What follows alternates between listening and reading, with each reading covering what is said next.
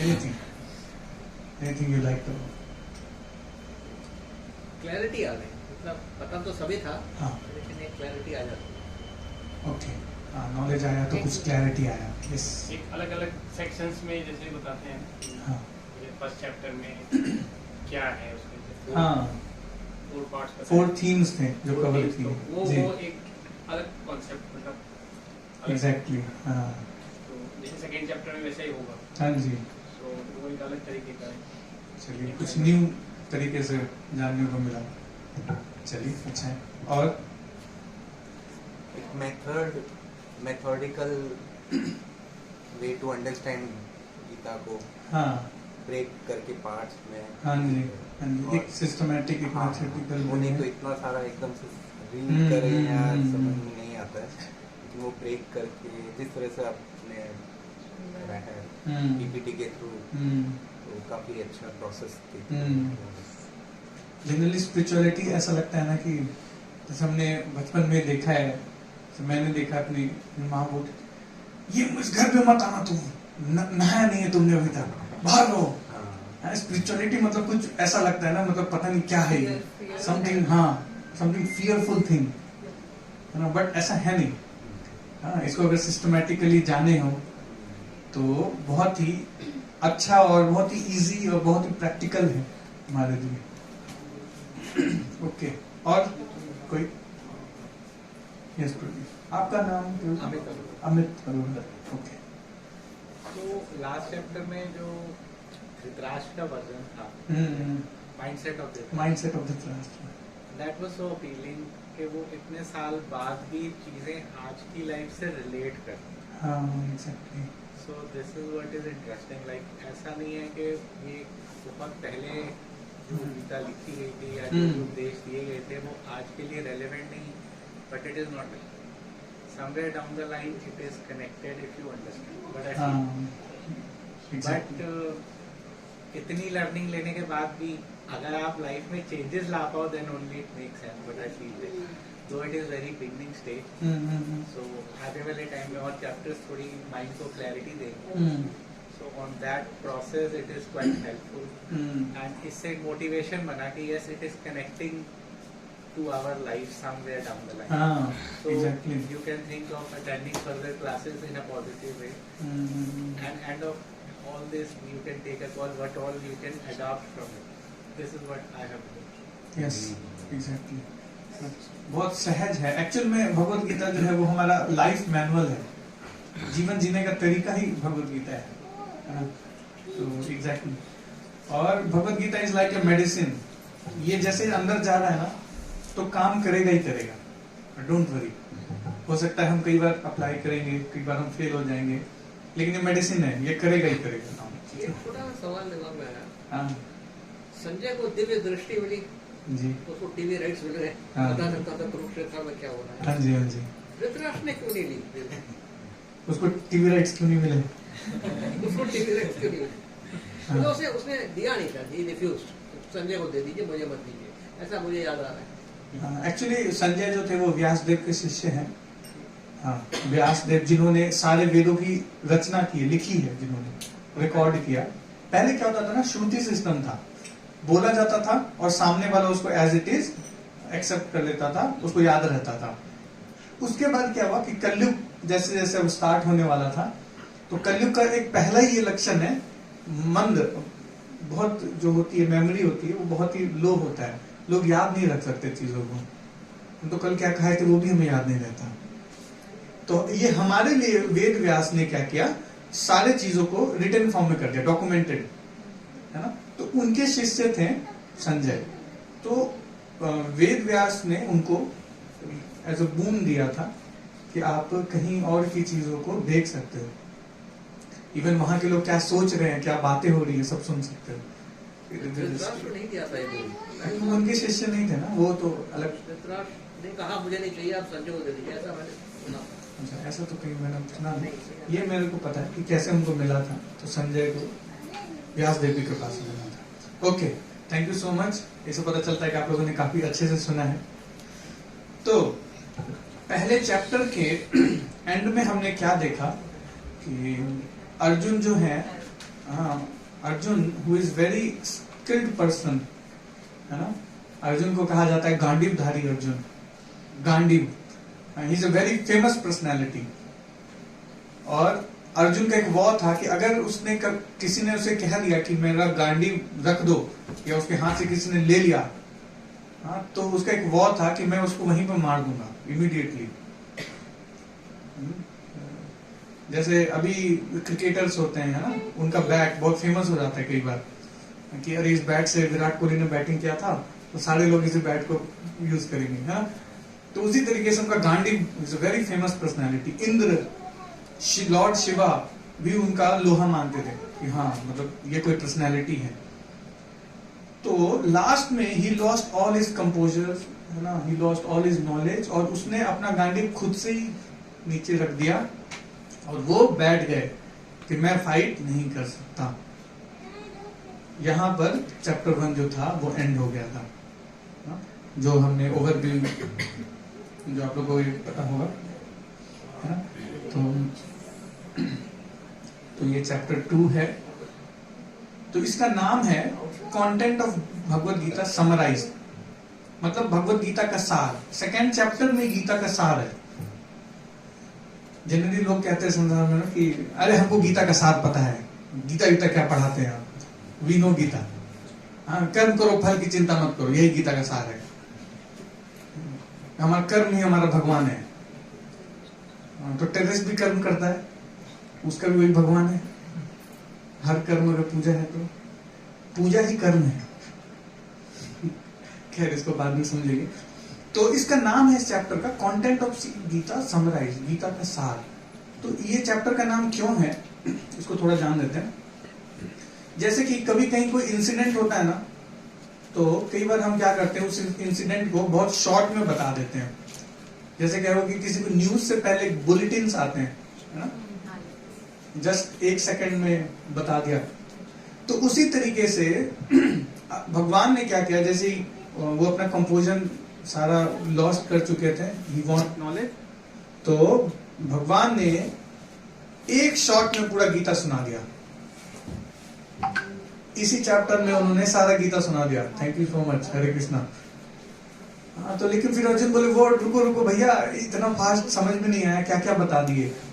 तो धीरे धीरे फिर क्या होगा, डिटेल में हर एक बार क्या करेंगे, अर्जुन एक प्रश्न पूछेंगे, फिर अर्जुन भगवान कृष्ण उसको क्या करते जाएंगे, एक्सप्लेन करते जाएंगे। तो इसीलिए इस चैप्टर का नाम क्या है, गीता का सार। तो जब अर्जुन अपना सारा कंपोजर खो चुके थे, है ना, अर्जुन अपने, तो ये इस चैप्टर का थीम है। ये इस गीता का सेकंड सबसे बड़ा चैप्टर है।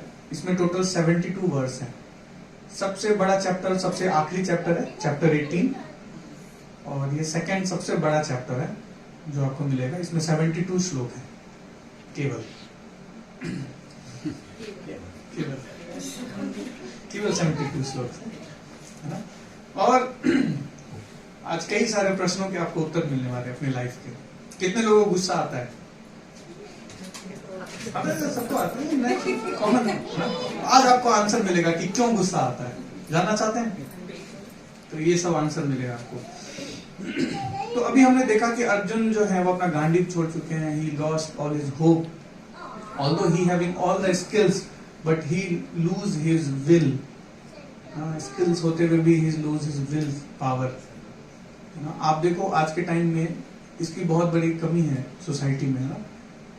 स्पेशली स्टूडेंट्स, यंग जनरेशन जो है वो मोटिवेशनल वीडियोस के पीछे, कंटेंट के पीछे भागता रहता है। तुम कुछ कर सकते हो। तो this is the first motivational seminar जो कि भगवान कृष्ण ने लिया। कहां पे? कुरुक्षेत्र के मैदान में अर्जुन के लिए, है ना। तो अब यहाँ पे क्या क्या हो रहा है, तो इसको हम 4 सेक्शन में समझेंगे। पहला सेक्शन क्या है, पहले 10 श्लोक में क्राइसिस मैनेजमेंट, है ना। देन सेकंड में क्या है, our real identity. Then third section है इसका, जिसमें हम जानेंगे 2 ड्यूटीज, हमारे क्या 2 जिम्मेदारियां हैं, 2 ड्यूटीज, उसके बारे में भगवान ने बताया। And last, sustain happiness. What is unlimited happiness है क्या, उसके बारे में हम जानेंगे। तो अभी जो क्राइसिस है, अब अर्जुन ने एक ऐसा स्टेप उठाया ना जिससे वो इस बड़े क्राइसिस से बाहर आ सके। हाँ, जो मानसिक चेतना में जो परेशानी थी उनकी, इससे बाहर आ सके, एक ऐसा स्टेप उठाया उन्होंने। जानना चाहते कौन सा स्टेप उठाया? एक ऐसा स्टेप अर्जुन ने उठाया दैट ब्रिंग्स रेवोल्यूशन, जो कि रेवोल्यूशन लेके आ गया। अधर्म पे धर्म की विजय प्राप्त हो गई, वो इसी स्टेप पे हुआ था। तो ये श्लोक आने वाला आपके सामने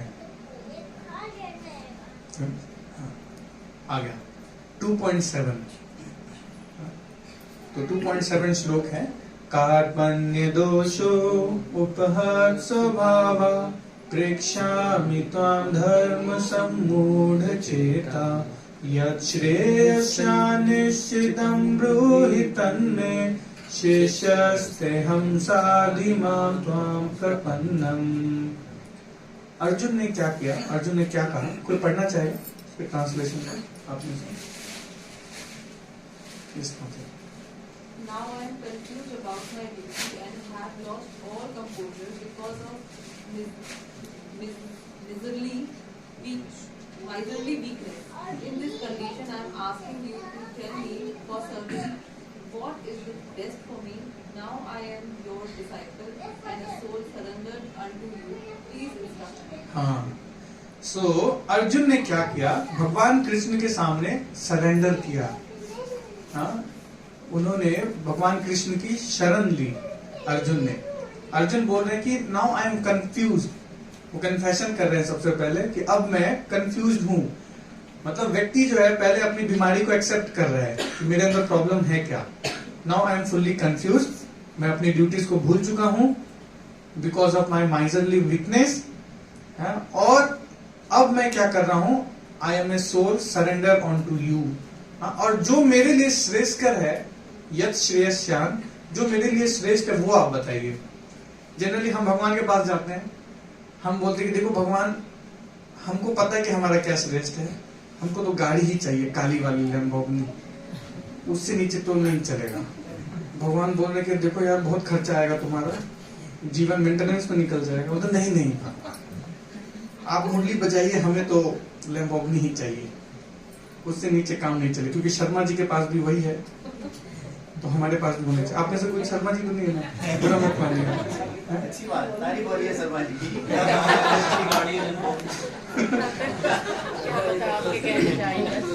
हाँ, तो ये नहीं बोल रहे कि मैं क्या हित मान रहा हूं अपना, वो बोल रहे कि आपको जो लग रहा है मेरे लिए हितकर है वो मेरे को बताइए। And this is the spirit to understand Bhagavad Gita. Bhagavad Gita को हमें ऐसे ही समझना है कि भगवान हमें कैसे बताना चाह रहे हैं गीता को। हाँ, to surrender first to lord. अभी तक भगवान ने कुछ नहीं बोला, भगवान मुस्कुरा रहे हैं। अर्जुन बोल रहे हैं कि देखो ये हो जाएगा, ये हो जाएगा, भगवान मुस्कुरा रहे हैं, बोलते रहो, बोल दिया। अब जब ये बोला कि हाँ अब आपको जो ठीक लग रहा है वो बताइए। अब तक तो मैं बड़बड़ बोला, पूरा एक चैप्टर मैंने बोल दिया, अब आप बोलिए। तब जाकर के भगवान ने बोलना शुरू किया, है ना। तो कभी भी हमारे लाइफ में क्राइसिस आता है ना, हम उसको खुद से सॉल्व नहीं कर सकते। रामानुजाचार्य ने बहुत एक अच्छी बात कही है कि जिस हाथ से, है ना, जिस चीज से प्रॉब्लम क्रिएट होता है, जिस माइंड से प्रॉब्लम क्रिएट होता है, आप उस माइंड से उस प्रॉब्लम को सॉल्व नहीं कर सकते। यू नीड सपोर्ट, कोई दूसरा व्यक्ति का सपोर्ट चाहिए। हमारा माइंड प्रॉब्लम्स क्रिएट करता है ना। अब इसी माइंड से हम सॉल्यूशन भी निकालते हैं। जैसे कि अगर किसी को बहुत मीठा खाने का प्रॉब्लम है, डायबिटीज है, उसको आदत है गुलाब जामुन खाने की, अब खुद से कंट्रोल, फिर खुद से क्या करते हैं, रेजोल्यूशन बनाते हैं कि अब मैं महीने में बस एक गुलाब जामुन खाऊंगा 31 को। ओके, ठीक है। अब बच्चे घर गए, अब प्रभु जी घर में अकेले, फ्रिज खोला, अब एक ही दिन में 31 गुलाब जामुन खाए। लो, हो गया। अब जिस माइंड से, mind is like A, mind क्या करता है, पहले जज बन जाता है, हाँ, और फ्रेंड बन जाएगा आपका। हाँ ठीक है, तुमने रूल्स बनाया, ठीक है, बहुत बढ़िया, इसको फॉलो करेंगे मिलके। उसके बाद बोलेगा अरे थोड़ा सा खा लो ना, क्या दिक्कत है, खा लो, और फिर खिला देगा, फिर बोले दे खा लिया, रूल तोड़ दिया। मैंने तो पहले ही बोला था तुमसे नहीं हो पाएगा। तो ये माइंड का काम होता है। First of all he will become your friend and then he will tell गलती करती है, देन ही विल क्रिटिसाइज। तो हम खुद से अपनी प्रॉब्लम को सॉल्व नहीं कर सकते। जब क्राइसिस का टाइम आता है ना, then this is a time of indecision. Crisis, हमारे लाइफ में क्राइसिस क्यों आता है? क्राइसिस आता है इसके कारण ही क्योंकि हम डिसीजंस ले नहीं पाते हैं अपने लाइफ में।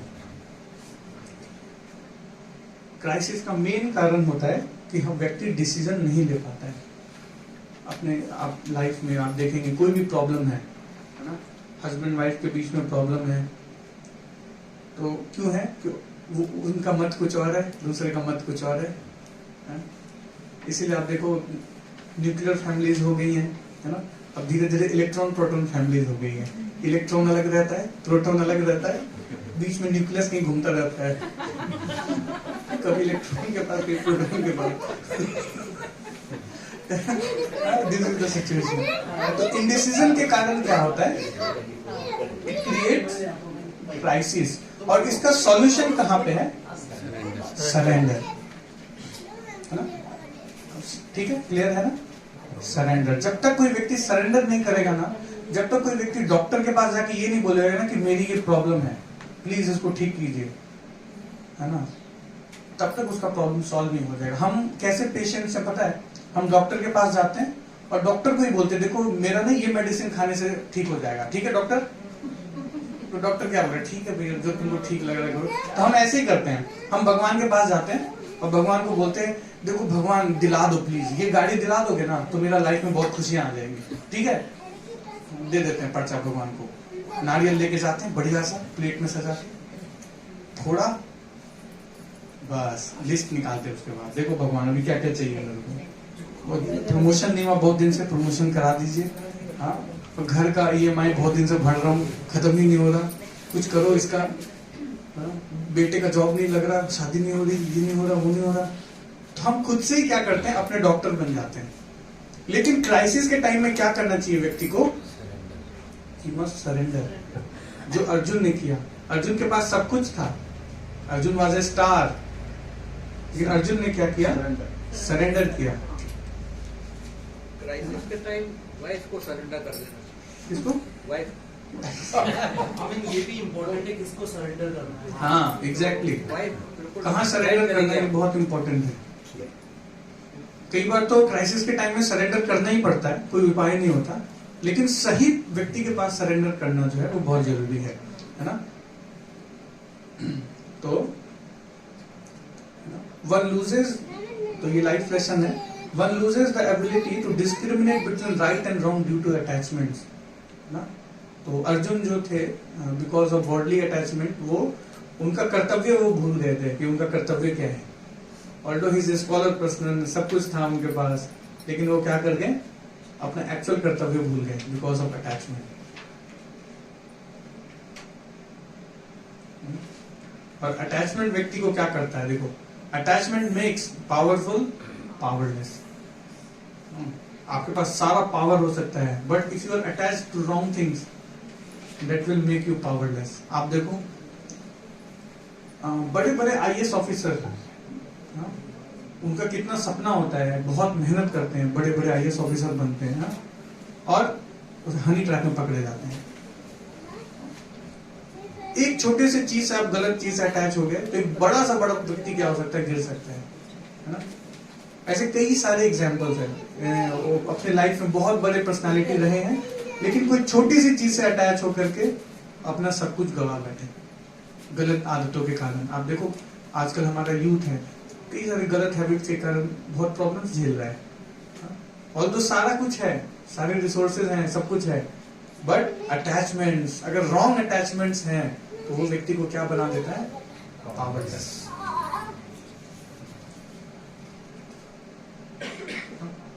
तो फिर व्यक्ति को करना क्या चाहिए? सरेंडर। सरेंडर, सरेंडर से क्या क्या है इसमें? पढ़ेंगे कोई?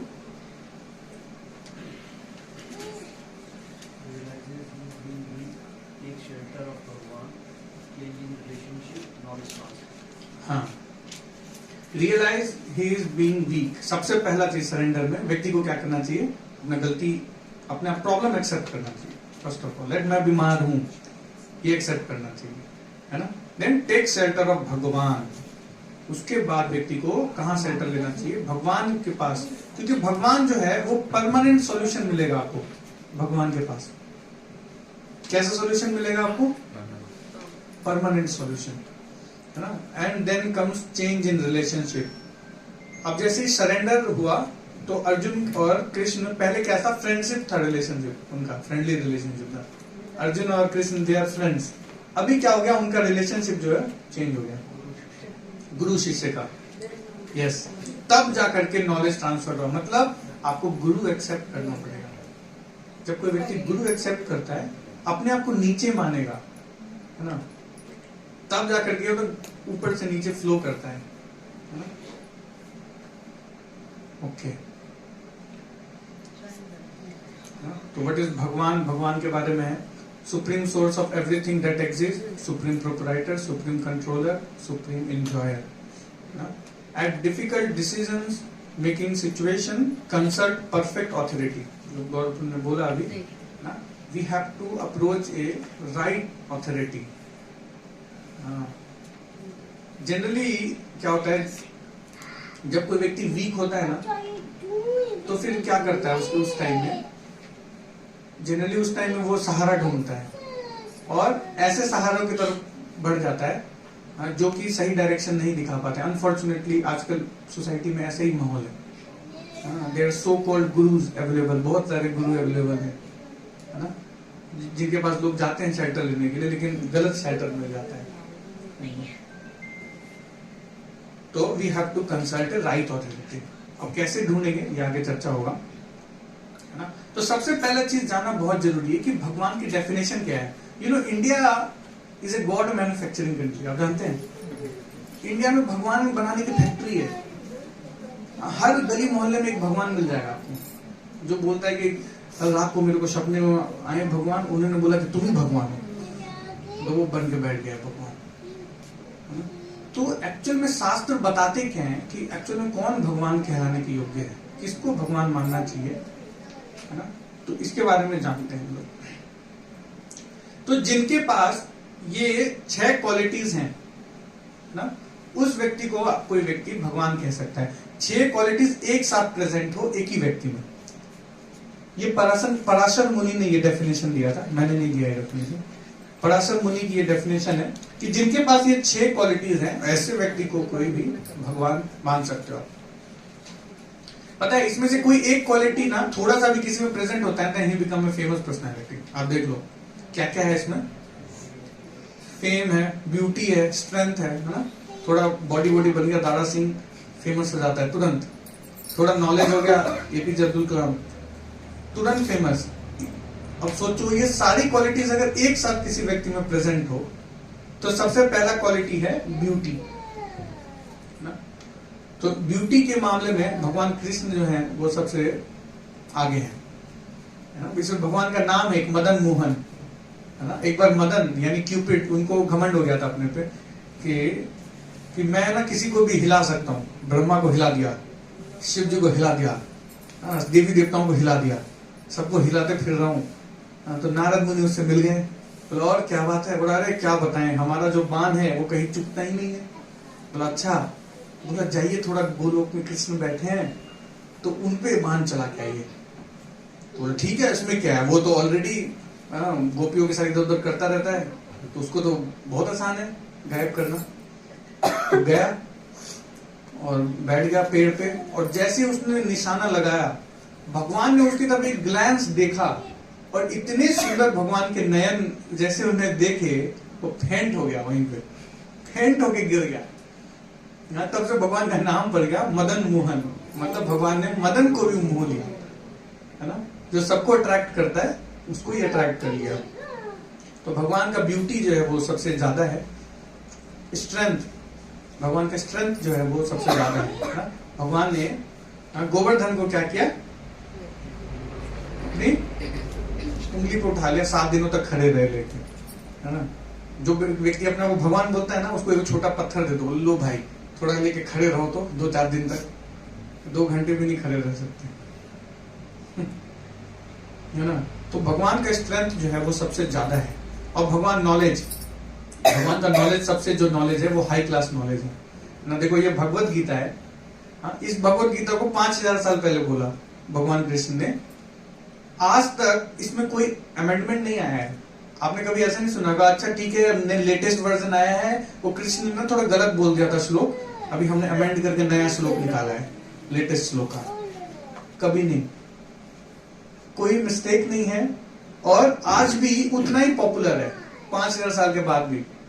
कितने नोवेल्स निकलते हैं ना, कितने दिन तक पॉपुलैरिटी रहता है उसमें, 1 साल 2 साल 5 साल 10 साल, 5000 साल से पॉपुलर है भगवान का knowledge. So he is all knowledgeable, सारा नॉलेज जो है उनसे ही आता है ना। देन कम्स वेल्थ, भगवान का वेल्थ जो है वो सबसे ज्यादा है। वो तो कैसे वेल्थ ज्यादा है, भगवान की 16,108 रानियां हैं द्वारका में, और उसके लिए 16,108 महल हैं, है ना। वो तो छोड़ ही दीजिए, लक्ष्मी देवी जो है वो उनकी अर्धांगिनी है ना। सारा लक्ष्मी का सोर्स ही उनके पास से है, आता है। तो भगवान क्या है, ही इज ऑल वेल्थ, उनके पास सारा वेल्थ का सोर्स जो है वही है। रिनंसिएशन, अब भगवान इतना वेल्दी होने के बाद भी रिनंसिएशन उनका सबसे हाई है, हाई क्लास रिनंसिएशन, है ना। मैं दिखाता हूं आपको, ये देखा आपने भगवत गीता, भगवत गीता में आप देखेंगे नीचे भगवान कृष्ण हैं जो कि अर्जुन के सारथी बने हुए हैं, है ना। ये भगवान का बहुत बड़ा रिनंसिएशन है।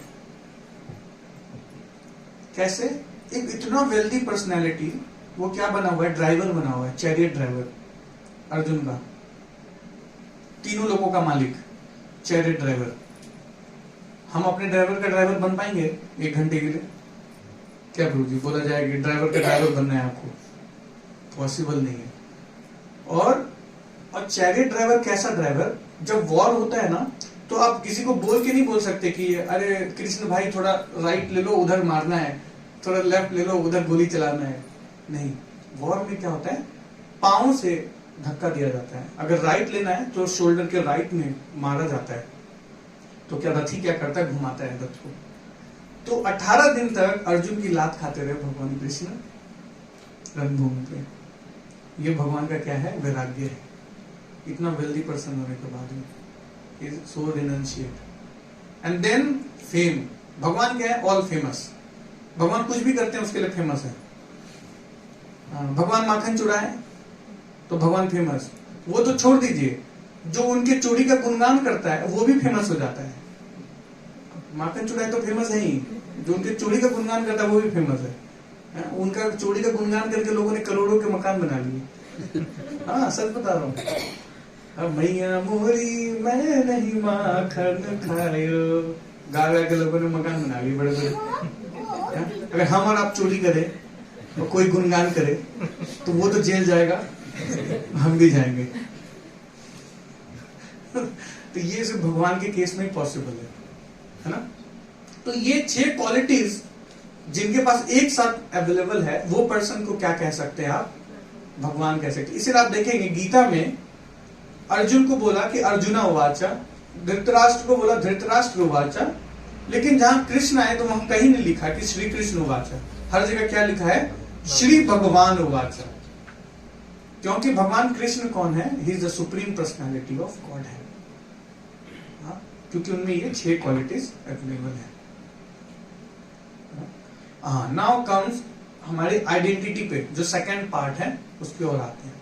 तो भगवान को जैसे ही उन्होंने सरेंडर किया, तो भगवान ने जो पहला नॉलेज दिया अर्जुन को, वो किसके बारे में बताया, अपनी आइडेंटिटी के बारे में।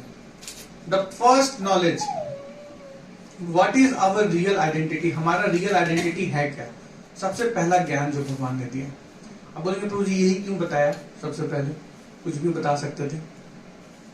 तो ये सबसे बेसिक नॉलेज है, यहीं से स्पिरिचुअलिटी की शुरुआत होती है। जब कोई व्यक्ति इस बात को समझता है कि वो शरीर नहीं आत्मा है, तब जाकर के वहां से उसके आध्यात्मिक जीवन की शुरुआत होती है। पहला चीज हमें यही जानना है कि हम शरीर नहीं, हम क्या हैं, बोलिए, फिर से बोलो, शरीर नियम क्या है? हाँ, कई बार लोग कहते हैं ना मेरी आत्मा नहीं है, हम ही आत्मा है। ग्रामेटिकली मिस्टेक है हम। हाँ, वी आर सोल। अब कैसे सोल है ये आगे अभी आएगा चर्चा में, है ना। तो हम सब आत्मा है ना। हम सब, ये शरीर नहीं है, ये हमारा शरीर है। ये क्या है? ये मेरा हाथ है। ये क्या है? ये मेरा चेहरा है। तो मैं कौन हूं? Who am I? तो हम एक आत्मा है। तो भगवान ने ये नॉलेज ही दिया, और ये बेसिक नॉलेज है। इसके बाद कोई व्यक्ति जो है स्पिरिचुअलिटी को समझने के लिए एलिजिबल होता है। जैसे कि मान लीजिए कोई मैथ्स के सम आप लोगों ने सॉल्व किए होंगे ना, सबने मैथ्स के सम। मान लीजिए कोई प्रॉब्लम सॉल्व कर रहे हैं और पहले स्टेप में आपने प्लस की जगह माइनस कर दिया, ठीक है। उसके बाद आप लगाते रहो उसमें इंटीग्रेशन, फैक्टोरियल, कुछ भी लगाते रहो, सही आंसर आएगा।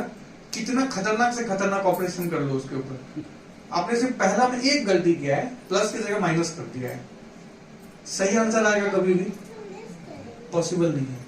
जनरली लोग ये मिस्टेक करते हैं स्पिरिचुअलिटी में, बेसिक मिस्टेक। पहले चीज इस बात को नहीं समझते कि हम एक्चुअल में हैं कौन? We are soul, not this body. अपने आप को ये जानना पड़ेगा, तभी कोई व्यक्ति जो है आध्यात्मिकता में आगे बढ़ सकता है ना। भगवान ने बोला देहिनो यस्मिन् यथा देहे कौमारम यौवनम जरा तथा देहांतर प्राप्ति धीरस्तत्र न मुह्यते। As the embodied soul continue passes in this body from boyhood to youth to old age, and the soul similarly passes into another body at death. A sober person is not bewildered by such a change. अब देखिए, शरीर जो है वो हर minute body बदल रहा है ना। आप अपने बचपन का फोटो निकालिए, जब आप छोटे से थे, 2 महीने के, है ना, उसमें और आज में क्या अंतर है? कुछ बदलाव हुआ? हा? जैसे आपका नाम प्रभु जी? पूर्वेश। तो पूर्वेश प्रभु का मैं 2 महीने का बच्चे वाला फोटो निकालूंगा, है ना, और किसी और को दिखाऊंगा, क्या आप पहचानते हो ये कौन है? नहीं पहचान पाएंगे। वो बॉडी हमने चेंज कर लिया। हर मिनट, हर सेकंड क्या हो रहा है? हमारा बॉडी चेंज हो रहा है। आज जैसा मेरा बॉडी है, 10 साल के बाद ऐसा नहीं रहेगा, या 10 साल पहले ऐसा नहीं था, है ना। और अल्टीमेटली एट द एंड में क्या होता है? वो इस बॉडी को जब पुराना हो जाता है, फट जाता है कपड़े, तो इसको त्याग के नया कपड़ा धारण करता है। बट सोल मरता नहीं है, और रेस्ट इन पीस भी नहीं होता है। RIP, ये बहुत ही गलत कल्चर है। कहीं सोता होता नहीं है, वो बॉडी चेंज कर लेता है, उसको नया बॉडी मिल जाता है ना। Then who am I? Actual में हम हैं कौन? तो ये हमारा बॉडी का कंस्टिट्यूशन है।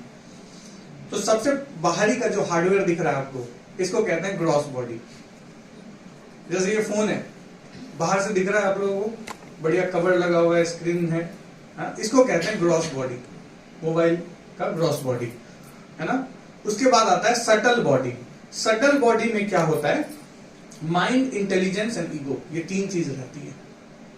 ग्रॉस बॉडी में 5 चीजें रहती हैं। क्या क्या है? हाँ, जानते हैं ना आप लोग, पंच तत्व सुना होगा आपने ना, अर्थ, वाटर, फायर, एयर, ईथर, 5 चीजें रहती हैं। और सटल बॉडी में क्या रहता है? माइंड, इंटेलिजेंस और फॉल्स ईगो, ये 3 चीजें रहती हैं। अब ये क्या है? ये सॉफ्टवेयर है। जैसे मोबाइल फोन का हार्डवेयर है, इसके अंदर एक OS डला हुआ है, ऑपरेटिंग सिस्टम, जिससे ये चल रहा है। तो आप कह सकते हो कि हमारा ये सॉफ्टवेयर पार्ट है। Then comes the third thing, soul. अब सोल कौन है? सोल यूजर है, जो इसको यूज कर रहा है। सोल इन दोनों में से कोई नहीं है। ग्रॉस बॉडी नहीं है, सटल बॉडी नहीं है। सोल क्या है? सोल इज अ यूजर, जो क्या कर रहा है? इस फोन को यूज करता है। समझ पा रहे हैं? तो हमारा बॉडी में ये टोटल 3 कंपोनेंट्स हैं। जब डेथ होता है किसी का, तो ये ग्रॉस वाला चला जाता है, ये सिर्फ चेंज होता है। भगवान ने टोटल 84 लाख स्पीसीज, सुना होगा आपने, 84 लाख स्पीसीज 84 लाख टाइप के बॉडी रखे हैं ड्रेस आपके लिए, जो पसंद है आपको मिल जाएगा। 84 लाख वैरायटी के, okay. Then comes the next shloka 2.20। न जायते म्रियते वा कदाचिन्नायं भूत्वा भविता न बभूय अजो नित्य शाश्वतोऽयं पुराणे न हन्यते हन्यमाने शरीरे, है ना। तो अब सोल का कैरेक्टर कैसा है? For the soul there is neither birth nor death at any time. ये जो आत्मा ये कभी नहीं मरता है ना। He has come into being, doesn't come into being and will not come into being. He is unborn, eternal, ever existing and primeval. He is not slain when the body is slain. जो body खत्म होता है तो इसका नाश नहीं होता है, आप हमेशा एग्जिस्ट करोगे, समझ गए? हाँ, हमारा कभी नाश नहीं होता, बस ये जो ग्रॉस बॉडी है ये क्या हो जाता है, ये खत्म हो जाता है। अब बोलेंगे कि हम कैसे मान ले, आपने देखा है क्या प्रभु जी आत्मा को? आत्मा कैसे मान ले कि आत्मा एग्जिस्ट करती है ना? तो ये 4 मेथड्स हैं जिसके माध्यम से कोई जान सकता है कि आत्मा एग्जिस्ट करती है। आज आपको बताएंगे कि आत्मा एग्जिस्ट करती है नहीं, है ना। तो सबसे पहला common sense understanding. Common sense से हम जानते हैं कि आत्मा कैसे एग्जिस्ट करती है। जैसे कि आप देखोगे आपके हाथ है, पांव है, सिर है, सब कुछ है, जैसे ही बॉडी का डेथ हो जाता है, व्यक्ति मर जाता है, कोई उसके साथ रहना चाहता है, चाहे वो उससे कितना भी प्यार करता हो। मान लीजिए एक रूम में बंद करके रख दे दोनों को साथ में, बहुत प्यार करते हैं, रहो साथ में, नहीं रह पाएगा, 1 घंटे भी नहीं रह पाएगा। क्यों? क्या है जो उसके अंदर से चला गया, जो हम उसको अब नहीं रख पा रहे हैं साथ में डेथ के बाद? हाँ, क्या लगता है आपको, क्या चला गया? यस, वो सोल चला गया वहां से, है ना। ये कॉमन सेंस अंडरस्टैंडिंग है, इससे हम जान सकते हैं इस चीज को। हम बोलते हैं ये मेरा हाथ है, ये मेरा पाँव है, ये मेरा चेहरा है, मेरा बोलते हैं, हम नहीं बोलते कि मैं हाथ हूं, मैं चेहरा हूं, ये मैं हूं, ये दिमाग में हूं, नहीं बोलते हैं, मेरा बोलते हैं। क्यों? क्योंकि हम जो है ये हाथ पैर नहीं है, हम क्या है? सोल है, आत्मा है ना। उसी तरीके से कई बार क्या होता है, नियर डेथ एक्सपीरियंसेस होते हैं लोगों को। जैसे कि कई बार क्या होता है, हॉस्पिटल में बड़ा एक्सीडेंट हो जाता है, तो ऐसे कई सारे केसेस हैं जिसमें लोगों ने ये बोला है कि मैं देख पा रहा हूं कि मेरा बॉडी को कैसे ठीक किया जा रहा है, कि डॉक्टर्स कैसे मेरे को स्ट्रेचर में लेके आए। ऐसे there are so many evidences of near death experiences. ये बहुत कॉमन है, इसके ऊपर कई सारे रिसर्चेस हुए कि लोगों ने ये देखा है कि उनका बॉडी को कैसे ठीक किया जा रहा है लोगों ने। और ऐसा नहीं कि हिंदुओं ने ऐसा बोला है कि हिंदू लोग सोल पे एग्जिस्ट करते हैं, तो नहीं, ऐसे सही कई सारे क्रिश्चियंस हैं, there so many Muslims also ना हु कन्फेस दैट हाँ नियर डेथ एक्सपीरियंसेस जो है वो एग्जिस्ट करता है। तो लेसन क्या है यहाँ पे हमारे लिए? कोई पढ़ेंगे आप में से? I can't escape my miseries by exploiting or damaging or destroying my body.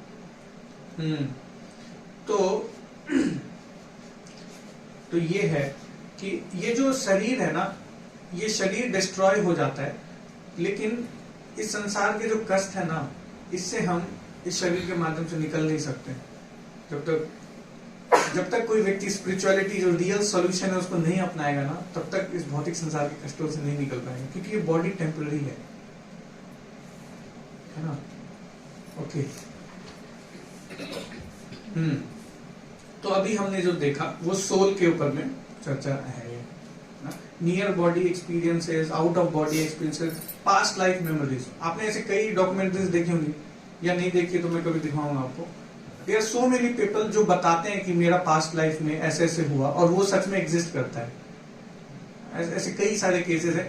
Even इसके ऊपर ना कई सारी यूनिवर्सिटीज में रिसर्चेस भी हो रही है, कई सारे बुक्स हैं। There are hundreds of cases, जो थाउजेंड्स ऑफ केसेस हैं, जो बताते हैं क्या कि मेरे पास्ट लाइफ में ये घटनाएं हुई है, उन्होंने बताए हैं। और ऐसे सिर्फ हिंदू नहीं है, ये सारे हर रिलीजन में ये पाए जाते हैं। क्यों? क्योंकि सोल तो हर किसी का बॉडी में है ना। तो ये 3-4 ऐसे फैक्टर्स हैं जिनके माध्यम से हम जान सकते हैं कि सोल एग्जिस्ट करता है। तो वो लोग क्या ज्यादा इवॉल्व होती है, उनकी ब्रेन ज्यादा, मतलब ऐसे लोग कैसे होता था? जैसे एक इंसिडेंट था, एक बच्चे ने वियतनाम में जब वॉर चला था उस टाइम में ही वाज ए फाइटर देयर।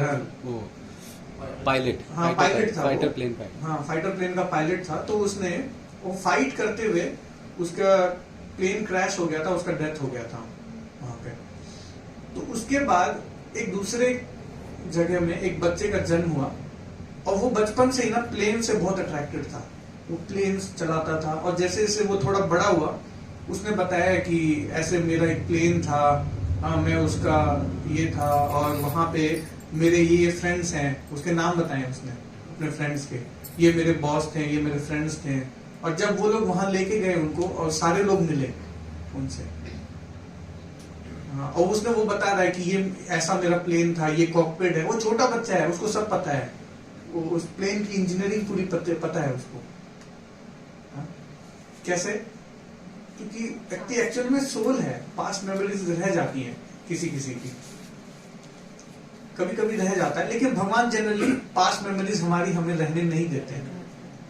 ये भगवान की बहुत बड़ी कृपा है। सुना है कि जब बचपन में मतलब वो पुरानी मेमोरीज होती है बच्चे के पास, पर जैसे जैसे वो बड़ा होता है वो सब वो भूल जाता है।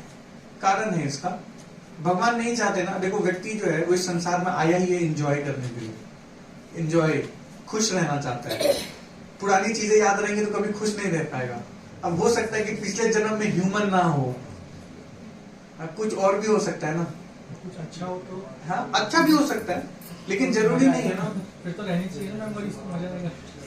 तो हो सकता है कि ऐसा एक मेमोरी अच्छा हो, कई सारे जीवन लिए ना। व्यक्ति जो है, सोल जो है, इस आत्मा इस योनियों में घूमता रहता है, कई सारे जन्म लेता है और कई सारे जन्मों में पता नहीं क्या क्या करके बैठा है, गड़बड़ है ना। हम यार सुनते हैं ना, जैसे कि कोई गाय है मंदिर के पास आके बैठती है जी। या कुछ और लोग आ जाते हैं, तो अलग अलग योनि में अलग अलग सोल में जाते रहते हैं। तो ऐसा ही होता है कि कोई पुरानी कुछ यादें उसको वहाँ पहुँचती हैं, इंप्रेशंस रहते हैं। आप देखो कि कई सारी आदतें भी है ना, यूनिक सा रहता है किसी किसी व्यक्ति में। कोई कोई व्यक्ति होता है ना बहुत म्यूजिक से अट्रैक्टेड रहता है, कुछ पुराने इंप्रेशंस तो रहते ही हैं। इवन मैं बता रहा हूँ, साउथ इंडिया में एक हाथी है, साउथ इंडिया में टेम्पल में एक हाथी है, तो वो जो है वो डिवोटी है। एक क्रोकोडाइल है जो सिर्फ वेजिटेरियन फूड खाता है, वो सिर्फ प्रसाद खाता है। क्रोकोडाइल है वो, तो सिर्फ प्रसाद खाता है। तो ऐसे ऐसे भी एग्जिस्ट करते हैं। आगे आएगा चर्चा, मोक्ष पे चर्चा करेंगे, है ना। जिनकी मेमोरी हट जाती है पूरी तरह, जनरली सबकी मेमोरीज नहीं रहती, कुछ लोगों को दिया जाता है ये मेमोरीज, रहती कुछ लोगों में रहती है। हाँ, कुछ ऐसे लोग, कुछ लोग होते हैं, मतलब ऐसा कोई रीजन नहीं होता उसके पीछे का कि उसको जानबूझ के मेमोरीज दिया गया है। कई लोगों के पास मेमोरीज रह जाती हैं, इसका कारण ये है ताकि हम लोग इस बात को समझें कि we are soul not this body, इस बात को समझ पाएंगे। वो लोग ऐसे एग्जांपल सेट करते हैं, देयर सो मेनी एग्जांपल। और उसके बाद यही नहीं, यमराज आते हैं, यमदूत आते हैं, इसके भी कई सारे एविडेंसेस हैं। इस्कॉन में ही है बहुत सारे ऐसे। इस्कॉन में एक महाराज है, तो वो पहले क्या था कि अमेरिका में, रशिया में मेट्रोज में भागवतम डिस्ट्रीब्यूट कर रहे थे भक्त लोग। श्रीमद् भागवतम देखा है ना आपने? तो श्रीमद् भागवतम के 5th कैंटो में नरकों का वर्णन आता है और उसके कवर पेज में ना यमदूत हैं, 3 यमदूत होते हैं, इनका सेट होता है, जहां भी जाती है 3 के सेट में जाते हैं और खींच के लेके आते हैं, है ना। तो उनके फोटो बने हुए हैं कि जैसा वर्णन दिया गया है उस वैसे ही पिक्चर उसमें ड्रॉ किए हुए हैं, तो बना हुआ था। तो वो डिस्ट्रीब्यूट कर रहा था, सडनली एक व्यक्ति ने उसको रोका, hey wait wait wait, from where you get this photos? बोलता है these are Yamdoots. Yamdoot, what is Yamdoot? From where you get this photos? मतलब इसका वर्णन दिया गया है, उसके हिसाब से ये फोटोज बनाए। Who wrote this book? तो वो लेके गया उनको शिला प्रभुपाद जी के पास। तो उसने बताया प्रभुपाद जी से कि कुछ समय पहले मेरा एक्सीडेंट हुआ था और मैं हॉस्पिटल में था और ये 3 आए थे, वेरी रेड आईज, काले से, और ये मेरे को खींच के ले जा रहे थे। हाँ, और सडनली एक व्यक्ति ने छड़ी से वहां पे रोका और ये छोड़ के चले गए मेरे। हाँ, तो ऐसे केसेस हैं। और and he is a big सन्यासी, अभी वो है इस्कॉन में एंड ही सर्विंग। तो ऐसे ये तो सिर्फ इस्कॉन में ऐसा नहीं है, कई जगहों पे आपको ऐसे इंसिडेंट्स मिल जाएंगे, so many incident. But generally क्या है ना, हमें ये सब पता होता नहीं है क्योंकि इन सब चीजों पर हम ज्यादा ध्यान नहीं देते। तो सोल के आपको ऐसे हजारों एविडेंसेस मिल जाएंगे कि सोल एग्जिस्ट करते हैं और हम सब सोल हैं, वी आर ऑल सोल्स। तो मुझे एक और एग्जांपल शेयर करना चाहूँगा। आई डोंट नो बाकी सबके साथ में ऐसा होता है कि नहीं, मेरे साथ में ऐसा कई बार हो चुका है कि कोई सिचुएशन हो और मुझे ऐसा लगता है कि वो मेरे साथ पहले भी हो चुका है। तो वो आई डोंट नो वो क्या चीज, हाँ, तो वो क्या चीज है एग्जैक्टली, और वो ऐसा था कि मतलब I am just repeating my self. कई बार ऐसा लगता है, मेरे साथ बहुत होता है। कई बार ये पास्ट एक्सपीरियंसेस भी रहते हैं, पुराना एक्सपीरियंसेस भी रहता है व्यक्ति का। आएंगे, इस पे भी आएंगे, भगवान एक जगह बताते हैं गीता के श्लोक में। तो अभी हम आगे चलते हैं। अब आगे चर्चा जो आ रही है वो 2 ड्यूटीज पे चर्चा आ रही है कि हम सबके 2 कौन से ड्यूटीज हैं जो हमें करने चाहिए। ये बहुत ही फेमस श्लोक है, आप लोगों ने सुना होगा ये श्लोक। कर्मण्येवाधिकारस्ते मा फलेषु कदाचन मा कर्म फलभूत हेतुर्भूते संगोस्तो कर्मणि, है ना। ये बहुत ही फेमस श्लोक है। जनरली इसको लोग क्या करते हैं, मिसयूज करते हैं। कर्मण्येवाधिकारस्ते मा फलेषु कदाचन, कर्मण्येवाधिकारस्ते, कर्म करो, फल की चिंता मत करो। ये सेकंड लाइन पढ़ना भूल जाते हैं। सेकंड लाइन थोड़ा टफ है ना, याद कर नहीं पाते। तो वो छोड़ो, सेकंड लाइन है ना। तो देखिए इसमें एक्चुअली में बता क्या रहे हैं, you have a right to perform your prescribe duty but you are not entitled to the fruits of action. Never consider yourself the cause of the result of your activity and never be attached to not doing your duties, है ना। तो भगवान ये कहना चाहते हैं कि आप अपने कर्मों को करो, है ना, और फल की चिंता, फल देने का जो अधिकार है वो मेरा है। आपका अधिकार क्या है, हमारा अधिकार क्या है, कर्म करने का। बोलिए, कर्म करने का। फल देने का अधिकार किसका है, भगवान का है। भगवान जानते कि हमारे लिए कौन सा फल सही है, कौन सा फल ठीक नहीं है। कई बार हमको लग सकता है कि ये अंगूर बहुत मीठा है लेकिन अंगूर बहुत खट्टा है, भगवान को पता है। लेकिन हमको लगता नहीं, हमको यही वाला अंगूर चाहिए, है ना। और फिर हम फ्रस्ट्रेट रहते हैं कि अरे हमको मिला नहीं, क्या फायदा इतनी भक्ति करने का। सैटरडे को गीता क्लास में भी गए, प्रभु जी ने इतना चाटा भी मेरे को, फायदा तो कुछ हुआ ही नहीं। हरे कृष्णा भी किया, प्रसाद भी खाया, बोले प्रसाद खा लो, लेकिन तब भी कोई फायदा नहीं हो रहा है। तो हो सकता है कि वो फल आपके लिए अच्छा नहीं था, भगवान ने आपको नहीं दिया, है ना। कई बार बच्चों को हम हर चीजें नहीं देते हैं, जो बच्चे जिद करते हैं। देते हैं क्या, आप लोग पेरेंट्स हो, आप लोग बेटर जानते हो, नहीं देते हैं। हमें तो थप्पड़ भी पड़ जाता था, ये चाहिए तेरे को।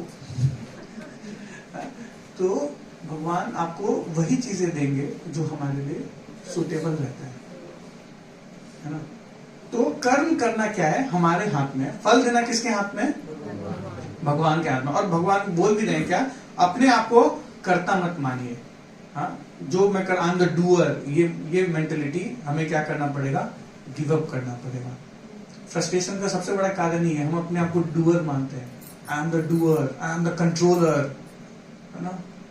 इंजीनियरिंग कॉलेज में है, कितने इंजीनियर्स हैं, सारे इंजीनियर्स हैं। थोड़े 2-4 कंट्रोलर्स पढ़ लेते हैं तो फिर अपने आप को कंट्रोलर ही मानने लग जाते हैं। तो एक्चुअल में ये 2 ड्यूटीज है जो हर व्यक्ति को परफॉर्म करना चाहिए। तो कर्म जो करना है हमें, लाइफ ऑन 2 व्हील्स, हमारा लाइफ जो होना चाहिए, कैसे कैसे होना चाहिए, duty towards our body and then duty towards the soul, है ना। तो हमें इस बॉडी के लिए भी कर्तव्य करना है, जो कार्य है वो करना है। इसको कहते हैं स्वधर्म। जो हमारे बॉडी के लिए कर्तव्य है इसको कहते हैं स्वधर्म, और जो हमारा सोल के लिए कर्तव्य है दैट इज सनातन धर्म। सनातन मीन्स, जो वर्ड सनातन इसका मतलब क्या है? इटर्नल। सनातन मतलब ये नहीं कि लाल भगवा झंडा लेके निकल गए हम सनातनी।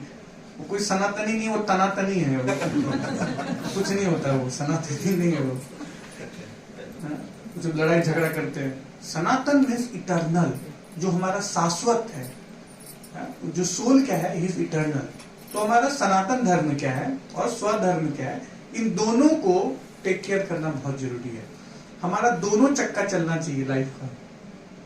जनरली क्या है, हमारा एक चक्का पंचर है बिल्कुल। कौन सा? सनातन धर्म वाला ना।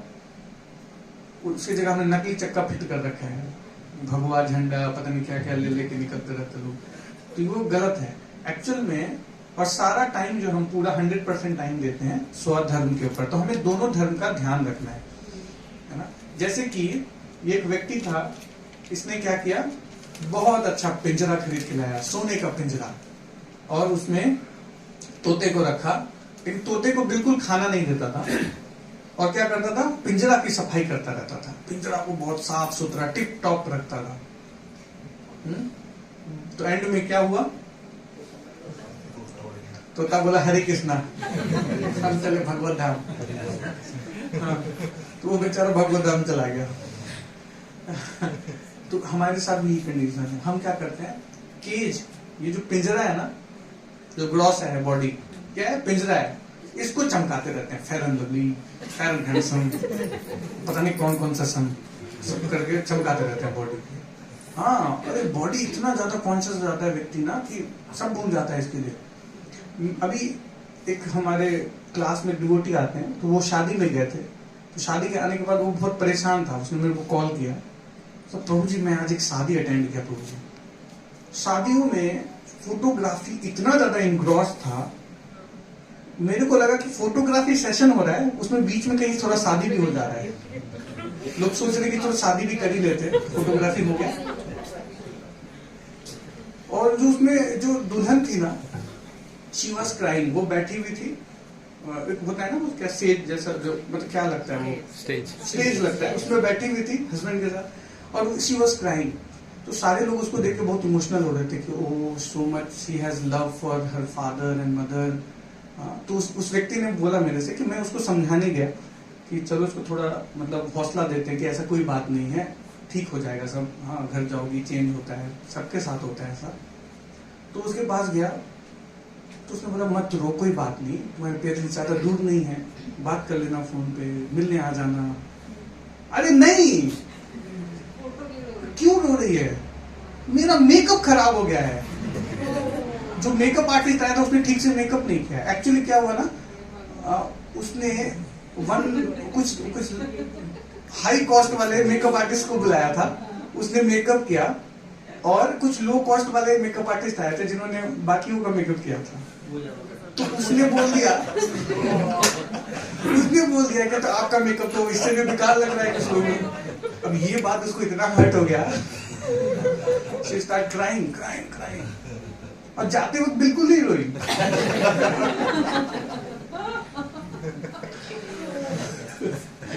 इसका इम्पोर्टेंट डे था, मेरे को शायद बात तो सही होने वाली था। इतना इम्पोर्टेंट डे था, उसको देखने आए हैं, अभी वो मेकअप खराब कर गया। इसे तो मेकअप भी नहीं। सो एक्चुअल में ये बहुत बड़ी बात नहीं थी, है ना। और दोस्त का मेकअप बहुत अच्छा लग रहा था, ऐसा नहीं है, बस लोगों ने बोल दिया कि मेकअप अच्छा नहीं लग रहा है। वो जो सस्ते वाले ने थे वो अच्छा मेकअप करे दूसरों का, तो ये बात उसको बहुत हर्ट हो गया। तो we are so much body conscious, है ना, we are not conscious of our parents. नहीं है लोग इतना कॉन्शियस। डेथ भी हो जाती है तो लोग रोते नहीं आजकल, भाड़े में बुलाते रोने के लिए, आओ भाई थोड़ा रो के जाओ। It's a reality. जिसमें भी लोग आंसू ही नहीं आते, पत्थर हो गए, कोई रिलेशनशिप रहा ही नहीं, कुछ प्रेम है ही नहीं, घर में साथ में रह के भी साथ में नहीं है, पीपल आर नॉट टुगेदर, साथ में रहते, अलग अलग प्लैनेट्स हो गए लोगों के। बच्चे का अलग प्लैनेट है, पिताजी का अलग प्लैनेट है, माता जी का अलग प्लैनेट है, घर ही नहीं, प्लैनेट्स ही अलग है अपना अपना। सो बिकॉज डैडी कॉन्शियस है, बुरा मत मानिएगा, बट ये थोड़ा रियलिटी है तो मैं शेयर किया आप लोगों से। तो केज के ऊपर ज्यादा फोकस हो जाता है कई बार लोगों का, सोल को लोग भूल जाते हैं, है ना, दिस इज द प्रॉब्लम। जो रियल चीज है उसको कई बार स्किप कर जाते हैं। तो एक्चुअल में क्या करना चाहिए, सोल को फूड देना इंपॉर्टेंट है ना। बाहर से चमकाने से ज्यादा इंपॉर्टेंट क्या है, जो आत्मा है उसको खाना देना। और आत्मा का खाना क्या है, हरे कृष्णा कृष्णा कृष्णा हरे हरे, हरे राम राम राम हरे हरे। तो ये सोल का खाना है और इसके लिए आपको कोई खर्चा नहीं करना है। सोल का खाना फ्री है और जो सबसे इंपॉर्टेंट है वो सबसे ज्यादा फ्री है ना। बस हमें क्या करना है, लेना पड़ेगा भगवान का नाम। क्या करना पड़ेगा, लेना पड़ेगा, मुंह से निकालना पड़ेगा भगवान का नाम। ठीक है, चलिए अब हम आगे चलते हैं। हाँ, और जैसे ही कोई व्यक्ति इन दोनों ड्यूटीज को अच्छे से निभाता है तो फिर क्या होता है, नेहा विक्रम न सोस्ति प्रत्यवायो न विद्यते सोऽल्पम अस्य धर्मस्य त्रायते महतो भयात्। भगवान बोल रहे हैं क्या कि कोई व्यक्ति इन दिस एंडेवियर, जो इन दोनों धर्म का पालन करने में अगर कोई व्यक्ति एंडेवियर लगाता है, देयर इज नो लॉस, इसमें कोई लॉस है ही नहीं। And a little advancement on this path can protect one from the most dangerous type of fear. क्या कर सकता है, कोई व्यक्ति थोड़ा सा भी प्रयास करता है ना भगवान के रास्ते पे चलने का, तो भगवान उसको क्या करते हैं, बड़े से बड़े भय से रक्षा करते हैं। बड़ा सा बड़ा भय भी होगा वो आपके जीवन में, भगवान क्या करेंगे, चुटकी में निकाल देंगे। कहीं पे आपका हाथ कट सकता था, भगवान सुई चुबा के छोड़ देंगे। This is the mercy of Lord. आप देखो पांडवों ने क्या किया, हर क्षण में भगवान का शेल्टर लिया और भगवान ने उनके लिए टेंशन लिया। हर समय भगवान टेंशन में थे, उनको कोई एंजाइटी नहीं हो रहा था। आपको पता है 5 पांडव हैं, उसमें से जो नकुल सहदेव हैं, तो जो सहदेव थे, ही इज अ बिग एस्ट्रोलॉजर, बहुत बड़े एस्ट्रोलॉजर थे। और उन्होंने युद्ध के स्टार्टिंग में ही दुर्योधन उनके पास गए और उनको उसी से पूछा कि बताओ तुम लोग को हराने के लिए क्या करना पड़ेगा। और क्योंकि द्वापर युग का टाइम था और उन्होंने बोला कि सामने से आके पूछ रहा है तो बता देना चाहिए। उसने बोला क्या, काल बलि यज्ञ कर लो तो तुम हम लोग को हरा सकते हो। अब ये सुनते ही कृष्ण की हालत खराब, अरे यार इतना अच्छा मैच फिक्स किया था, इसने सारा गेम चौपट कर दिया। अब भगवान टेंशन ले रहे हैं कि अब इनको कैसे बचाएं। अब जैसे उसने सुना, उसने तुरंत अरेंजमेंट कर दिया काल बलि यज्ञ का, सारा अरेंजमेंट करके रेडी कर लिया।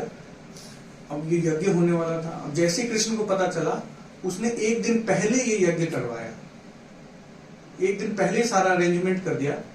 अब ये यज्ञ स्टार्ट होने वाला था, तो जो पुरोहित लोग आए हुए थे वो टेंशन में कि अरे ये यज्ञ जो होता है काल बलि यज्ञ, ये जनरली अमावस्या के दिन होता है। कृष्ण ने एक दिन पहले ये यज्ञ का अरेंजमेंट कर दिया। सारे पुरोहित कंफ्यूज, ये क्या हो रहा है, एक दिन पहले क्यों कर रहे हैं यज्ञ।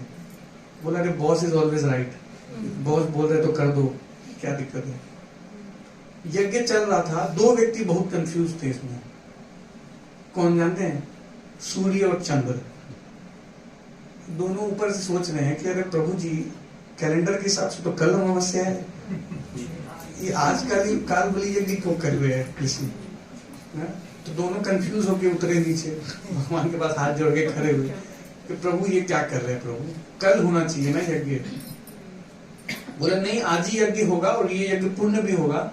अमावस्या का मतलब क्या होता है, जब सूर्य और चंद्र एक लाइन में खड़े हो जाए तो उसको अमावस्या कहते हैं। मेरे सामने आप दोनों लाइन में खड़े हो तो आज ही अमावस्या है, आज ही यज्ञ कर दो। एक दिन पहले यज्ञ किया और यज्ञ पूर्ण किया और बचा लिया। तो भगवान कृष्ण क्या करते हैं, अगर आप भगवान की शेल्टर लेंगे, स्वधर्म का पालन के अलावा सनातन धर्म का पालन करेंगे, तो फिर भगवान कृष्ण आपके लिए टेंशन लेंगे। हरे कृष्ण। भगवान टेंशन लेंगे आपका। भगवान बोलते हैं योगक्षेम वहाम्यहम्। आपने LIC का देखा है, उसमें टैगलाइन है योगक्षेम वहाम्यहम्। वो LIC का टैगलाइन नहीं है, वो भगवान का टैगलाइन है। भगवान बोलते हैं कि योगक्षेम, मतलब आपके पास जो घट रहा है उसकी मैं पूर्ति करूंगा और जो है उसकी मैं रक्षा करूंगा। ये भगवान करते हैं। ऐसे कई इंसिडेंट सुना सकता हूं तुम्हें। Misery of life are the symptom of imbalance. तो हमारे जीवन में जो भी परेशानी है ना, उसका कारण क्या है? इम्बैलेंस। ये सनातन धर्म और स्वधर्म के बीच में इम्बैलेंस हो गया है हमारा, है ना। Pause and reflect and balance the two. हमें क्या करना है? अब इसको बैलेंस करना है। और जैसे ही हम इसको बैलेंस करेंगे फिर क्या होगा? सस्टेन्ड हैप्पीनेस, खुशी की प्राप्ति होगी, है ना। तो अगला श्लोक आ रहा है, क्या है वो? विषया विनिवर्तन्ते निराहारस्य देहिना रसवर्जं रसोप्यस्य परम दृष्ट्वा निवर्तते, है ना। तो जैसे ही, अब ये होगा कैसे? सनातन धर्म का कोई व्यक्ति कैसे पालन करेगा, है ना। कई बार लोग पालन करने का प्रयास भी करते हैं लेकिन मन नहीं करता। तो करना क्या है? व्यक्ति को ये करना है, अगर अल्टीमेट हैप्पीनेस चाहिए लाइफ में तो करना क्या है? हायर टेस्ट डेवलप करना पड़ेगा। जैसे कोई व्यक्ति हायर टेस्ट डेवलप करेगा ना, उसके सारे लोअर टेस्ट छूट जाएंगे। जैसे कितने लोगों को क्रिकेट मैच देखना अच्छा लगता है? कुछ लोग हैं, शर्माइए, पता है अच्छा लगता है। ठीक है, चलो अच्छा लगता है, मान लिया। ठीक है, तो मान लीजिए इंडिया पाकिस्तान का मैच चल रहा है, फाइनल मैच है, वर्ल्ड कप का फाइनल है। इंडिया को जीतने के लिए 6 रन चाहिए, 2 गेंद बचे हैं, बॉलर बहुत खराब सा है, बैट्समैन हमारा बहुत अच्छा है इंडिया का, है ना। और तभी उधर से आपकी वाइफ आई और उसने टीवी ऑफ कर दिया, बोला देखो गर्मा गर्म समोसा लाया है, खाओ। बोले अरे हटाओ समोसा पहले टीवी चलाओ। और जो समोसा हो सकता है कि बहुत फेवरेट हो आपका, एक उस समय अच्छा नहीं लगेगा, क्योंकि जो हायर टेस्ट मिल रहा होता है ना, तो लोअर टेस्ट उस समय अच्छा नहीं लगता है। तो वैसे स्पिरिचुअलिटी क्या है? ये हायर टेस्ट है। जैसे कोई व्यक्ति ये हायर टेस्ट डेवलप कर लेगा ना, उसके सारे लोअर टेस्ट क्या हो जाएंगे? खत्म हो जाएंगे। छोटी मोटी चीज मैटर नहीं करेगी फिर। अरे छोड़िए प्रभु ने क्या रखा है ना। तो फिर व्यक्ति को जो हायर टेस्ट, ये जो भक्ति है ना, ये हायर टेस्ट है। इसमें क्या होता है? हैप्पीनेस का कोई एंड नहीं है। नहीं तो जो मटेरियल हैप्पीनेस है ना, उसका एंड है, वो खत्म हो जाता है। जैसे आपने से कोई बताया आपका फेवरेट फूड कौन सा है, जो बहुत पसंद है, आपको कितना भी दो खा लोगे? कोई है ऐसा? मोमोज। आपका नाम? अनु माता जी। तो अनु माता जी को मोमोज बहुत पसंद है। हाँ, तो हमने अनु माता जी को 10 मोमोज का एक प्लेट बना के बहुत अच्छा गर्मा गर्म दिया। तो माता जी खा ली, चलो अच्छा है, बहुत बढ़िया। फिर हमने बोला 20 मोमो का एक और प्लेट बनाया और फिर दिया खाने। बोला खा लीजिए, 10,000 रुपए मिलेंगे। और बहुत बढ़िया है, तो मेरा फेवरेट है, खा लेते हैं। खा लिया। फिर हमने 30 मोमो का एक और प्लेट बनाया, बोला 1 लाख रुपए मिलेंगे, खा लो। चलो यार इनो डाल के खा लेते, 1 लाख मिल जाएंगे, खा लिए। अगली बार मैंने 40 मोमो का प्लेट बनाया,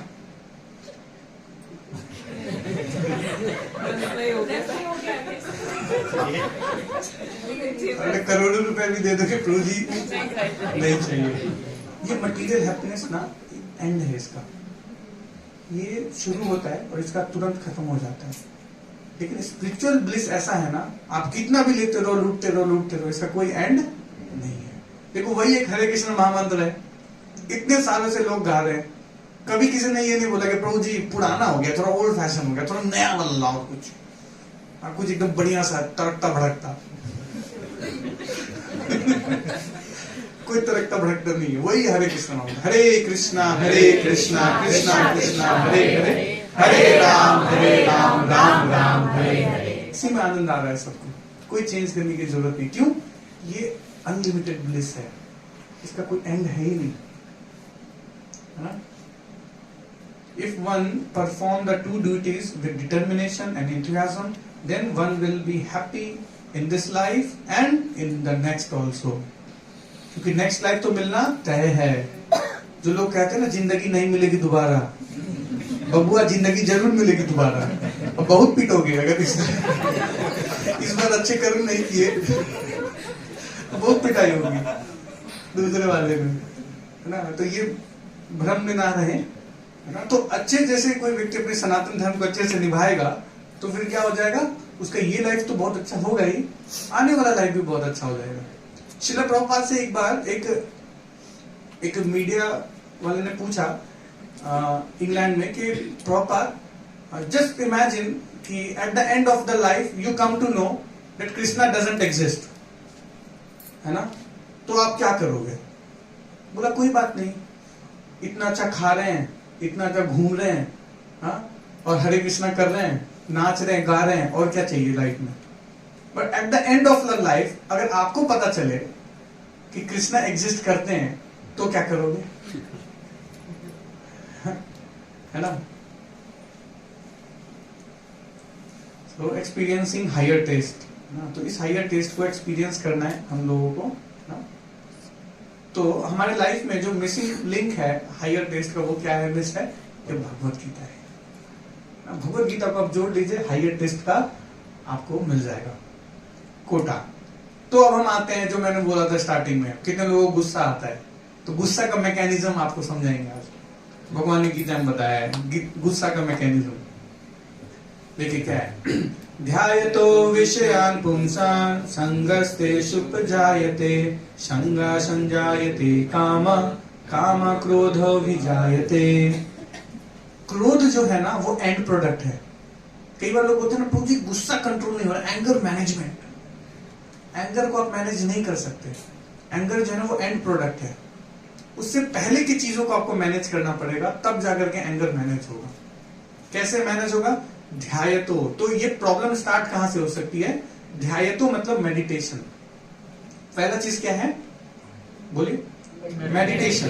तो जैसे ही कोई व्यक्ति किसी चीज पे मेडिटेट करता है, फर्स्ट थिंग मेडिटेट किया, उसकी प्रॉब्लम स्टार्ट हुई, विषया, किसी विषय पे, टेम्पररी ऑब्जेक्ट पे मेडिटेट किया उसने, तो वहां से उसकी प्रॉब्लम स्टार्ट हुई। संगस तेज उपजायते, उससे कारण उसका अटैचमेंट डेवलप होता है उस चीज से।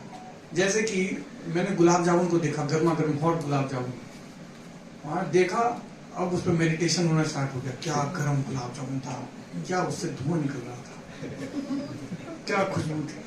अब क्या हो गया, मेरा उसके प्रति एक अटैचमेंट डेवलप हो गया। The second thing is attachment. First thing क्या था?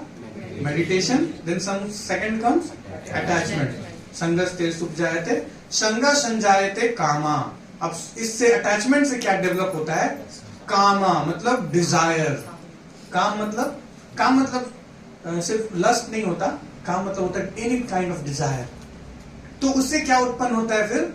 Dzire. The third thing is desire, कि मेरे को खाना है, एक बार घर से ये लोग चले जाए उसके बाद तो सारे हमारे संजा संजायते कामा। और अगर गुलाब जामुन लेके बांट दिया बाहर मोहल्ले में, देन कामा क्रोधो भी जाएगा। अरे मेरे को कैसे नहीं मिला? मैंने प्लान बनाया कि मेरे को चाहिए और मेरे को मिला नहीं। मैंने प्रमोशन के लिए इतना प्लान बनाया, पहले प्रमोशन पे कंटेम्पलेट कर, मेडिटेट, देन उसके प्रति attachment, and then third desire to get that promotion. और वो प्रमोशन मिल गया शर्मा जी को, देन फिर क्या होगा लास्ट में? द फोर्थ थिंग इज क्रोध। तो पहला चीज क्या होता है? मेडिटेशन, उसके बाद सेकंड उसके प्रति attachment, then third thing desire, then अगर वो फुलफिल नहीं हुआ तो एंगर, और अगर फुलफिल हो गया ना तो वो डिजायर और बढ़ता जाता है, उसका एंड नहीं होता। जैसे कि अग्नि में घी डाल दिए तो क्या होगा? वो बुझेगा नहीं, बढ़ जाएगा, है ना। और ये यहीं पे नहीं रुकता है ये मैकेनिज्म, आगे चलते हैं। अब क्रोध के बाद क्या होता है? क्रोधात् भगवति सम्मोहा, सम्मोहा स्मृति भ्रंशमात्, स्मृति भ्रंशा बुद्धिनाशो, बुद्धिनाशात् प्रणश्यति। अब एंगर से क्या होता है? गुस्से के कारण व्यक्ति क्या होता है? सम्मोहित, मोहित हो जाता है, उसको सही गलत समझ में नहीं आता है। जब गुस्सा आता है व्यक्ति को, तब क्या होता है? सही गलत समझ में नहीं आता है ना। और जब सही गलत समझ में आता है तो फिर क्या होता है, इंटेलिजेंस व्यक्ति का खत्म हो जाता है। राइट और रॉन्ग के बीच में डिस्क्रिमिनेट करने का क्या हो जाता है, क्षमता खत्म है ना। तो एंगर के बाद फिर क्या होता है, इल्यूजन है ना। और उसके बाद फिर क्या होता है, इंटेलिजेंस खत्म, इंटेलिजेंस लॉस है। फिर क्या होता है, स्मृति नाशा है ना। फिर क्या होता है, जैसे इंटेलिजेंस खत्म हो गया और उसका क्या, बुद्धि नाश हो, और बुद्धि नाशा प्रणश्यति। और जैसे व्यक्ति का बुद्धि नाश हो जाता है और फिर वो कुछ गलत एक्टिविटी कर बैठता है, उसके बाद फिर क्या करता है, प्रणश्यति, फॉल डाउन अगेन, इसी संसार में गिर जाता है। तो ये फॉल डाउन के स्टेप्स हैं। तो अगर आपको गुस्सा आ रहा है ना, तो समझ लीजिए प्रॉब्लम गुस्सा में नहीं है, पीछे कहीं और प्रॉब्लम है। पीछे जाइए, बैक स्टेप लीजिए, तो आपको रियल प्रॉब्लम पता चलेगा। हम लोग क्या करते हैं ना, उसको इफेक्ट को ठीक करने में लगे रहते हैं, प्रॉब्लम की तरफ नहीं जाते हैं। जैसे किसी व्यक्ति को कैंसर है ना, उसको उसके कारण फीवर आ रहा है, तो फीवर की गोलियां खाने से उसका कैंसर ठीक होगा कभी? कैंसर का इलाज करना पड़ेगा, रूट कॉज में जाना पड़ेगा। तो रूट कॉज कहां से शुरू होता है, मेडिटेशन से। जहां पे व्यक्ति गलत चीज के प्रति मेडिटेट करता है, उसके कारण उसका प्रॉब्लम स्टार्ट हो जाता है ना। सो वाई परफॉर्म द 2 ड्यूटीज, तो ये 4 चीजें हैं। तो जैसे कोई व्यक्ति दोनों धर्म को बैलेंस करेगा, अपना स्वधर्म और सनातन धर्म को बैलेंस करता है, तो ये 4 बेनिफिट्स को मिलते हैं। सबसे पहला, फ्री फ्रॉम डुअलिटी, मतलब सही और गलत के बीच में तब वो अंतर कर पाता है जीवन में, है ना। लोग कहते हैं ना कि जैसे स्पिरिचुअलिटी को अपनाया तो एक रास्ता मिल गया। वो रास्ता क्या है, वो यही है कि व्यक्ति डुअलिटी से बाहर आ जाता है ना। हम सब जीवन में कुछ ना कुछ द्वंद से गुजर रहे हैं, करे ना करे, करे ना करे, तू करे नहीं करे, करना चाहिए नहीं करना चाहिए, चल रहा है एक द्वंद। तो फ्री फ्रॉम डुअलिटी, जैसे अर्जुन हो गए फ्री डुअलिटी से। नष्ट मोह स्मृति लब्धा, मेरा मोह नष्ट हो गया है, आगे जाके बोलेंगे Arjun. Then give up bad qualities, और वो व्यक्ति क्या करता है, स्वतः ही बुरी आदतों को छोड़ देता है ना। अब बुरी आदतों को छोड़ने के लिए कितना भी प्रयास करते रहो, मैकेनिकली पॉसिबल नहीं है। जैसे कोई व्यक्ति सनातन धर्म मतलब अपने सोल को खाना खिलाना स्टार्ट कर देगा, तब जाकर के उसके जीवन से गलत चीजें निकलना शुरू होंगी, अदरवाइज पॉसिबल नहीं है। देन नो एक्सपेक्टेशंस, क्योंकि एक्सपेक्टेशंस के कारण क्या आता है व्यक्ति के जीवन में, disappointment. Expectation leads to frustrations, है ना। आप जितना एक्सपेक्टेशन रखेंगे तो उसके कारण क्या आता है, फ्रस्ट्रेशन आता है लाइफ में। हस्बैंड का वाइफ से एक्सपेक्टेशन है, वाइफ का कुछ हस्बैंड से एक्सपेक्टेशन है, पूरा हुआ तो ठीक, नहीं तो धड़ाम धूम।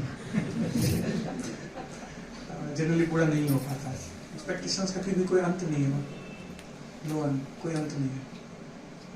तो नो एक्सपेक्टेशन, ये अपने आप डेवलप होगा, आपको मैकेनिकली डेवलप नहीं करना पड़ेगा। जैसे कोई व्यक्ति अपने सोल को खाना खिलाना शुरू करेगा, ये डेवलप होने लगेगा। And the 4th thing is he will become Krishna conscious, है ना। पीसफुल, जॉयफुल, हमेशा खुश रहेगा। खुश रहने की प्रवृत्ति वो व्यक्ति क्या कर लेगा, डेवलप कर लेगा जीवन में। तो ये हमारा ओवरऑल 4 चीजों तक हमने डिस्कशन किया। क्राइसिस मैनेजमेंट का जो मेन कारण है वो क्या है, इनडिसीजन। तो उस सिचुएशन में क्या करना चाहिए, हमको सरेंडर करना चाहिए। उसके बाद रियल आइडेंटिटी के बारे में हमने जाना कि हम कौन है, हम सब कौन है, सोल। क्लियर है सबको? आत्मा मान लिया अपने आपको, थ्योरेटिकली मान लो, अभी प्रैक्टिकली भी मान लेंगे धीरे धीरे, नहीं तो लास्ट में एक आएगा व्यक्ति फैंसी ड्रेस कंपटीशन वाला, वो बोलेगा आत्मा माने। देन 2 ड्यूटीज, 2 ड्यूटीज के बारे में हमने चर्चा किया। क्या क्या था 2 ड्यूटीज हमारा, स्वधर्म है, सनातन धर्म। Then the 4th thing is sustain happiness. तब जाकर के कोई व्यक्ति को क्या मिलेगा, अनलिमिटेड हैप्पीनेस, जो व्यक्ति का हैप्पीनेस हमेशा एग्जिस्ट करेगा लाइफ में। Okay, thank you so much. Hare Krishna. तो किन्हीं का कोई प्रश्न है तो हम ले सकते हैं। गुस्सा जो